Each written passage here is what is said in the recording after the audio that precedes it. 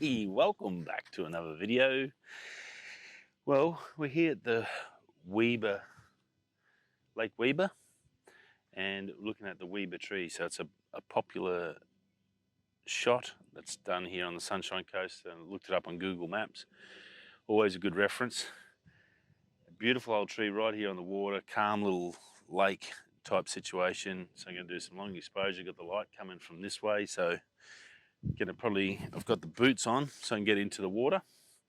So we're going to get set up and let's see if we can get a shot. Right, let's hit that intro and let's see what we can do.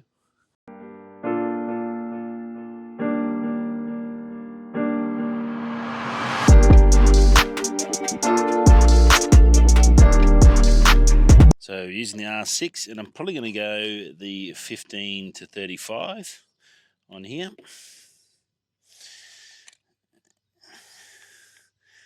If you haven't seen the Alpha Guard wraps, I definitely recommend them. They beautiful setup. So you're going to give it always give it a quick clean before you start. Got my filters here, which I need them. Alright, so I'm going to chuck the circular polarizer on just straight away because we've got water involved. And I'll also bring out that green and the clouds in the sky in the background. Little Nissy.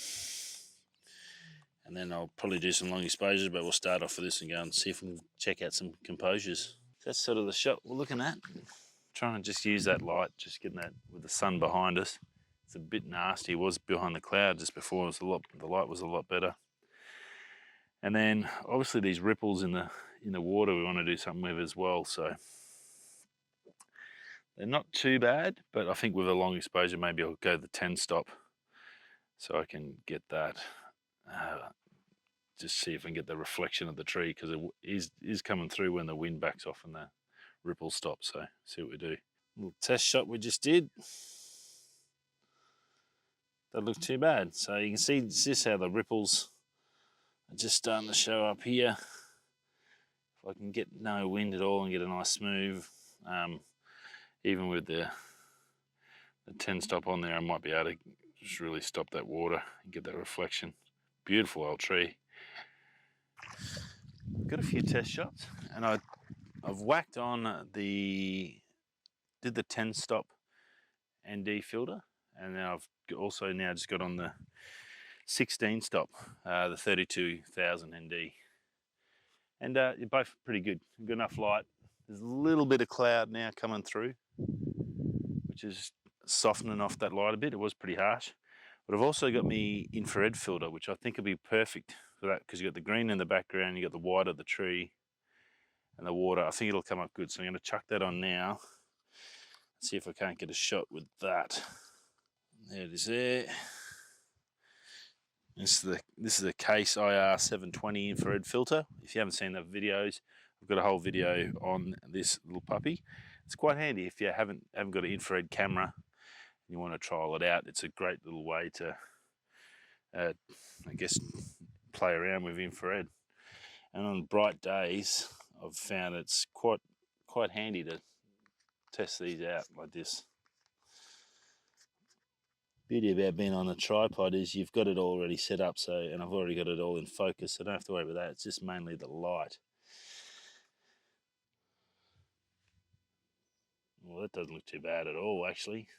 Oh, that's juicy. That's real juicy. What's that one at? The 15-second one actually come up really nice. Really nice. Obviously it's in red because of the infrared, but that'll turn into a black and white, but it looks spectacular on the back of this. Absolutely spectacular, with the big thick clouds in the background. Very cool. Very cool. Very happy with that. Rightio. Gonna move on from here. I'll take a walk down and see what else we can find. We'll get out of the water. Just coming back this way. I was walking back this way, and I thought, nah, I'm gonna take a shot from this angle. Obviously, it really isolates it. It's probably the most normal shot you'll see on Google Maps. But I I've got the ND32000 or 16 stop on at the moment, but also I did a focus stack from here, here, here, here, here, and then up here. So about 6 shots bracketed for focus stacking, and just trying to incorporate from there and getting all the way up to the top. Those nice clouds in the background. Now also, because we've got all those clouds in the background, I'm probably, once this is finished, because this is a 5-minute 27 shot I'm shooting now with the 32,000 on, I'll do an infrared of this as well, because I think it'll look really good as an infrared shot. Probably infrared might be really good with the amount of light we've got today. I think it's going to be pretty spotless.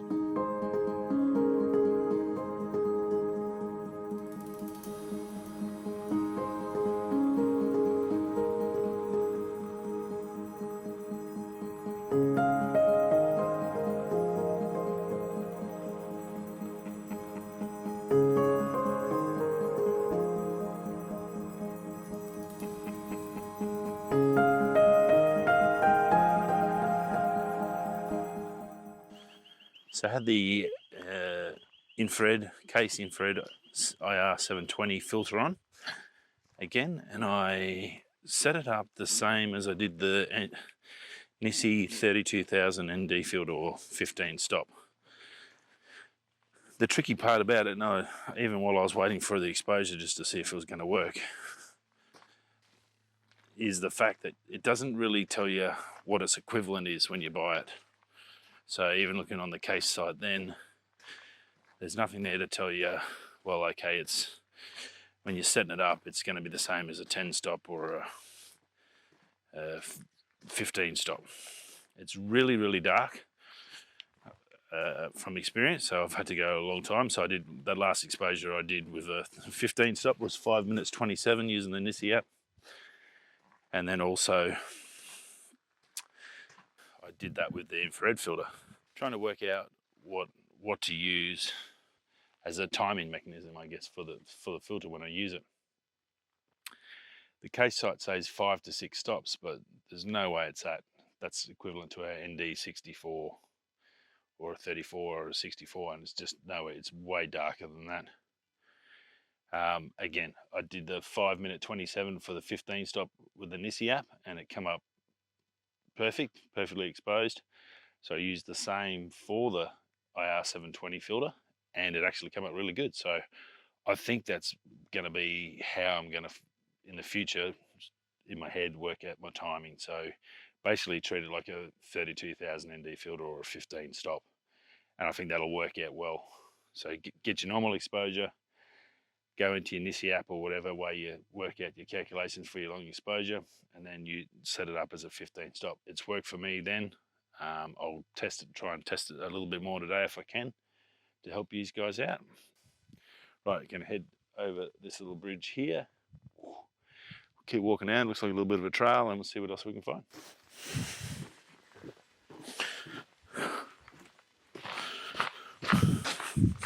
Just walking through the flats here. Really, really shallow. I don't know if you can see it or see how shallow the water is. It's only like probably, it's only boot deep. Some logs out there I want to go and have a look at as well. But yeah, just some lovely old trees as you're walking along the bank. Or just keep moving. There's this beautiful big old tree down here I want to go and have a look at in this little cove. A bit tricky again, I've got some other trees sort of in their way, but trying to separate it so you get that separation through the background is probably the tricky part. Beautiful white clouds and the blue skies really makes it really stand out, and I've got probably down to a log just here, and then from there onwards up. F16 to try and keep it all sharp. ISO 250, which I can probably take down to 100. I don't need. I do have a bit of wind, so I'm going to have to keep it reasonably fast at 125. So to get it in, not be too dark, looking at about ISO 400, 1/25 of a second, and yeah, it looks pretty good. Make sure my stabilization's off. What I normally do now is I'll use the autofocus to lock it on, and then I'll go into manual focus and make sure everything's all good. Showing up green, just double check. Yep, that looks pretty smicko. And I want to change it back to 10 seconds on the timer. And then yeah, there's my polarizer. It's all nice and balanced. Looks pretty good. So what I'm going to do, I'm going to do again, I'll do the same sort of similar shots here. I'll probably chuck on, I've still got a fair bit of bright lights, so I'll chuck on the 15 stop, and then I'll also do the infrared one so we can compare them and see what they look like, the differences. And if that theory of using the 15 stop filter as a guide for your timing for the IR720 and infrared filter. I'm going to put a little bit of vertical video hopefully next to this. So this is the tree we're looking at. Nice old plane, perfect timing as always. And so that's the shot. So I've got from sort of this corner here coming up and all that in at 15 mil, and I had to cut off around about here down there. But with the infrared video, hopefully on the video that's going to show up, you can see how it looks straight out of camera. If the photos worked out any good, I'll chuck it up. You can check it out.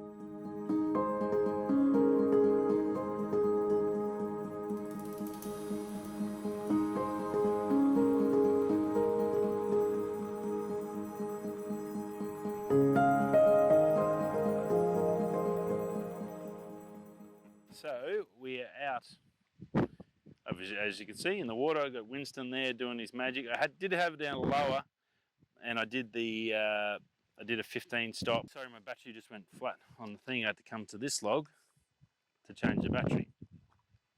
So I've got 24 to 105. I did have this down, Winston down really low, so the center spike was into the water and into the dirt. But the waves, the tide's starting to come in, the waves are getting a little big, so it's getting a bit dicey. Go down low and compress it with the longer lens, and then have this one as the main feature, and then the second one in the background as an added feature, then the trees. So you get those sort of steps in the shot. That's the plan. If it works out well, I'll be back shortly to let you know.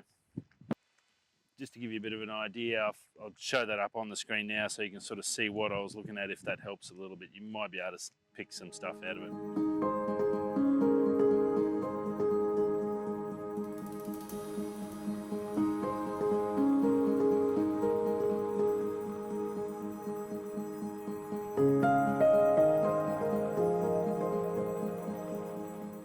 Just be aware if you're out and you're going to have your backpack on top of you if you're out in the water, so you'll need, like, I've got my filter thing strapped on, my little Wentworth carry case there, that clips on, and you need to have your filters and your lens set up pretty much spot the dog, because you're not going to be able to put your bag down in the water. Unfortunately, as much as Shimoda is an amazing bag, it's definitely not waterproof, none of them are. It's good to get that understanding of the infrared filter from Kase to nail down that it's basically equal to my Nissi 15 stop filter, my ND 32,000, whichever way you think of it.